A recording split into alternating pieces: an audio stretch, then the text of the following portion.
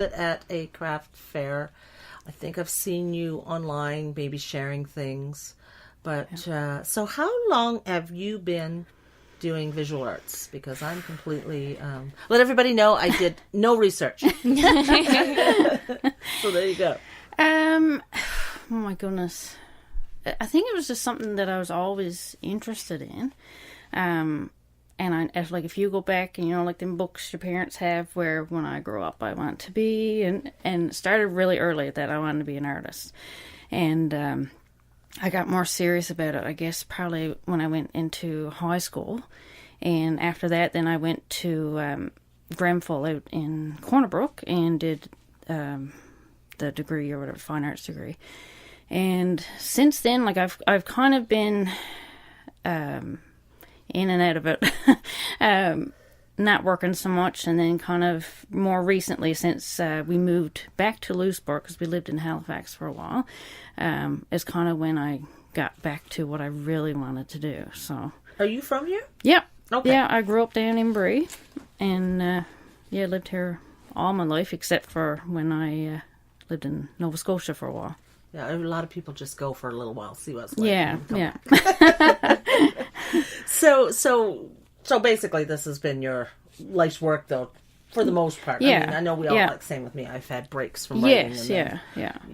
Life and sometimes just financial need and different things interfere because the arts is hard to set yourself up into. Yeah, and very much so. Yeah. So there's some.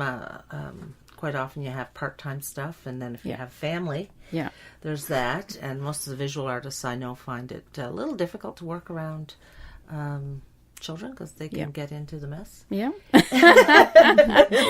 It's not a sterile environment necessarily, but and you want to be free to explore it and do things. Now, that said, art can be fun with kids too. Oh, yes. So how would you describe your art? What would you call it? A lot of my art, well, it's all based off of like a Newfoundland kind of theme, whatever, but a lot of stuff relates back to when I was growing up and that kind of thing. I spent all the time down on beaches and collecting stuff, and I don't know if our parents knew where we were half the time, like just on some beach somewhere, or what we would call the wallet. We were always like going through trails and picking up stuff and that kind of thing, and I still love to do that now. So a lot of my stuff now kind of links back to that kind of thing and my experiences and that kind of stuff when I was a kid. So there's a little bit of kind of storytelling in there too, right? I think that's common amongst Newfoundland artists, is that it's more than just a picture. Yeah. Right? There's story woven into the art. It takes it to... and I don't like to use this term. I do use this term because I heard it's beyond dory art.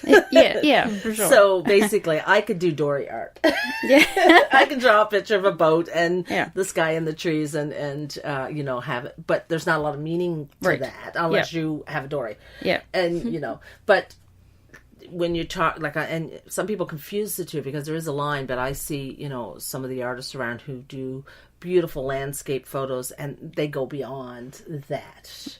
They have meaning beyond, and sometimes that is the topic of what they're painting. And some, I saw beautiful, and I can't remember who the artist was. It was a skiff that had rotted away, decayed into the earth, and it was just the shell of this, the old fishing skiff on the bank with all this beautiful, scenery in the background, and it was just very compelling because it was the past going away, but yet you had all this beauty that everybody comes to see and everything like that. So that was very, very much a realistic painting. Really, it was just a photograph in a sense, except that meaning because of that old gray ribs of the boat made it a little bit more. So there was a story in that, right? And that's the kind of art that it elevates the art a little bit and gives it meaning. And I think that's the kind that becomes popular. Yeah, people want the stories. So I always say, we're hardwired for stories. I get asked all the time. So what was the story behind that one? Right. What was the inspiration? What was the Why did you do that? Yeah. Where did you get the inspiration?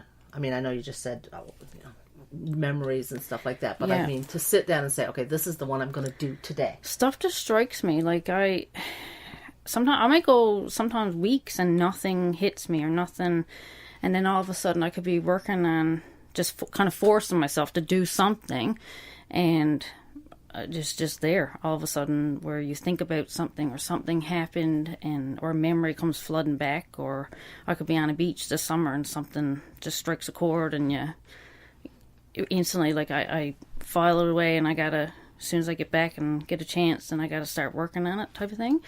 Yeah, so it literally can hit you anywhere. It's interesting because that's kind of how almost every artist, no matter what whether it's a musician writing songs. I mean, I'm sure Terry Penny said stuff like that, or Christian House. I know for me, writing, it's the same. It could be one line, a story somebody tells me that I weave in that has nothing to do with the bigger story, but I weave that little scene that, my book is definitely from one little story. Yeah. And the story is not the book, but it's what started it. And across mediums, it's the same thing. It's like, could be anything. Yep. Could be anything. Yeah. Now here, because we're here, a lot of those anythings are flavored with Newfoundland. Yeah. So, but could be anything. Yeah. Anything by anything. Yep. Now, what kind of paint do you use? Like, do you do water paints? I do watercolor. Mostly, like, for my bigger stuff, I do acrylic painting, which I really love. Like, when I was in school or whatever, I really did love that. And a bit of, like, mixed medium too. I like adding in other types of things too. So not just necessarily sticking with one thing, but incorporating, like, maybe ink or maybe, just other materials. Do you ever use unorthodox things in the paint? Like Meliz uses Meliz. Eggshells. Do you know Meliz? Okay, Meliz Keefe we're trying to get her on the show and we haven't been able to pin her. I think it's because she's on Fogo Island and it's just hard to reach her. Internet. She incorporates ground shells, but a lot of her work it's very dark ocean stuff, and she incorporates ashes from the wood stoves around Fogo Island into all of her paintings. And it just gives this texture that makes things a little different. Yeah. And I find that really interesting to do that. Plus, it adds a piece of the place to every piece of work. Yeah. Yeah, I find that really... And she started doing that when she went there on a artist retreat, and then she left after that, and then she moved there and got married there. And I kind of did more of that when I was in, like, art school. Yeah, experimenting. Yeah.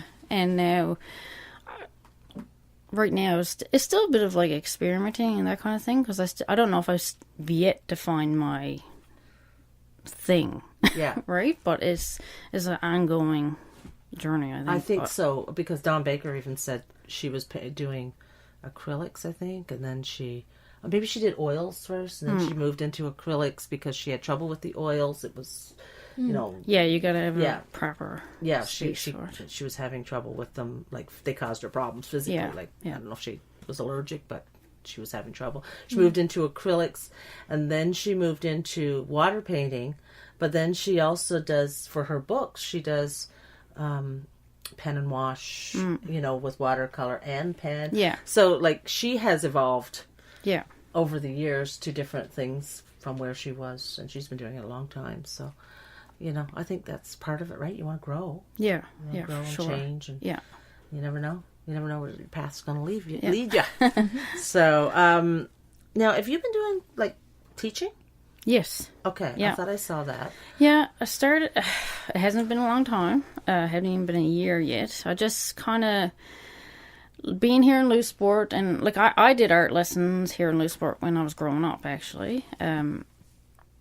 And I kind of thought, like, there isn't a whole lot of different kind of things for kids to be involved in and that sort of thing. So I kind of wanted to try it out and see how it goes. So I've been teaching different classes for ages 6 right on up, divided into groups and stuff. So there's adult classes, there's teen classes, and kids classes.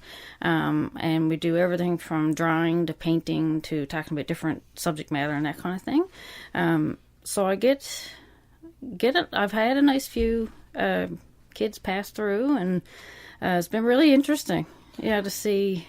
I wonder, like, in music, for sure, the young people, there's more than your average amount of really good musicians and artists and singers in the province, in this area.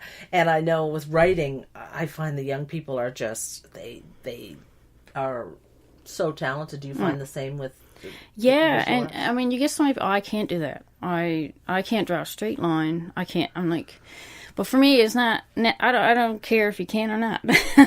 Because everybody can learn something, right? But, and even if it doesn't become, your full career and, you become this famous whatever, like, it is such a great activity just for release and for the relaxation and that kind of thing. Like, if I'm having a rough time, like, if I go down painting or whatever, like, I get into my zone, and it's good just for that, right? I should be doing more of it because I do dabble. I only dabble though. Just dabble. I just did just finished up an adult watercolor class, and some of the ladies thought, this is so relaxing. Like, it's so... Watercolor is my favorite. I've tried over the years different things and never really got into it.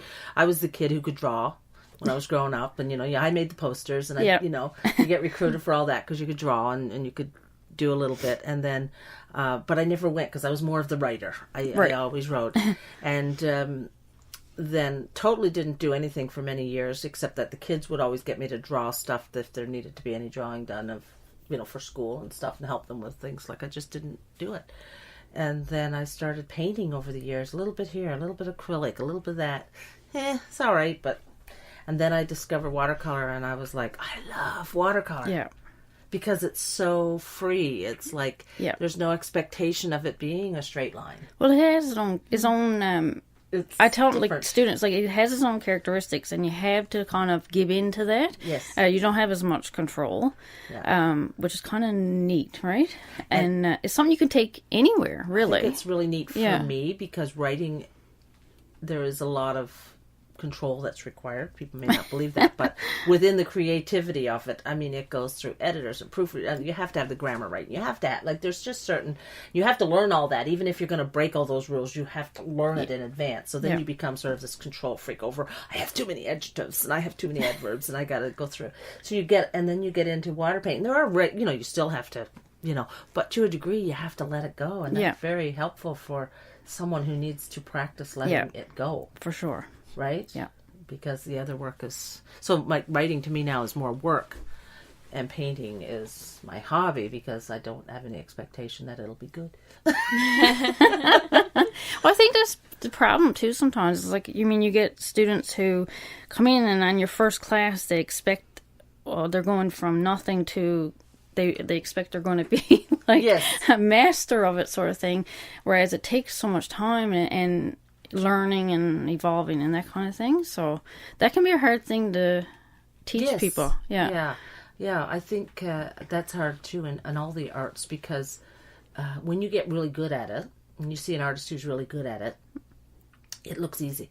Right? But that's because they've spent many years, like Adam Young and Fogle Island. I love Adam's work. You love Adam's. You know Adam's work? Yes. Yeah. And I mean, it's at the Come From Away in Toronto now. It's on the walls of the theatre as the show is playing. He's been invited to show there for 8 weeks or something. And he's doing all these wonderful things with his painting. He does a very whimsical sort of, but yet very, creative. He's got an eye that's a little different. And I just watched him paint one day. He was at the Partridge Berry Festival when I was there. Okay. And he painted. And it just looked so darned easy, right? For Adam, it was like swoosh, swoosh, swoosh. Yeah. And before the end of the day, he had finished a painting. And it was gorgeous. It was like one of the ones you'd see on the wall. But he'd spent years perfecting that style that he does. And so he made it easy. So, that can be tricky. And it's like a book, right? I mean, I don't know how many people I say, they think they could write a book. And I'm like, go for it.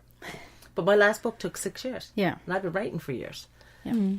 Right? And it's not that I spent 6 years now over the book, but I mean, it takes time. It's not as easy as you think. And it does get easier over time. And then, like I said, when you get to the point where you make it look